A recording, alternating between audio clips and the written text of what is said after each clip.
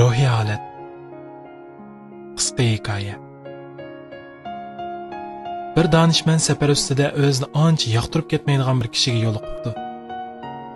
Bir qancha kun safardosh bo'lib, shuncha uzun yo'llarni birga besibdi. Heyliq odam har amallarni qilib bo'lsa-mu danishmandning ko'ngliga azor berishni, uningga tuhmat qilishni to'xtatmabdi.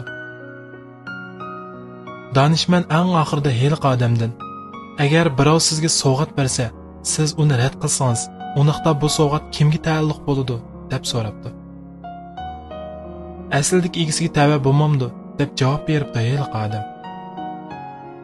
"Durust. Men sizning azorlaringizni, tuhmatlaringizni qabul qilmasam, undaqda siz o'zingizga azor qilgan, o'zingizga tuhmat qilgan bo'lmamsiz" debdi danishmand kulib turib. Heyliq odam astag'ini yo'lga ravon bo'ldi. Hikmat. Odam umrida amaliyotda bir xil ruhiy holat ichida yashaydi. Agar ruhiy holatingiz yaxshi bo'lmasa, sirtqi dunyoning kichikkina shapsidimi turmushingiz ostin-ustin bo'lib ketadi. Bundaq odam xushal va erkin ozod yashayolmaydi. Aksicha ruhiy holati yaxshi odam mayli sirtda bo'ron chaqin qanchalik qutursimi, uning qalbi ko'l suyidek tinch va muloyim turdi.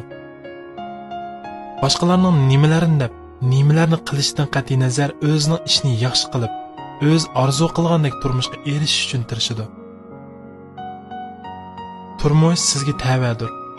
Sirtqi omillarning qashtisi sababli turmushingizning xos ta'mini o'zgartirib etmang.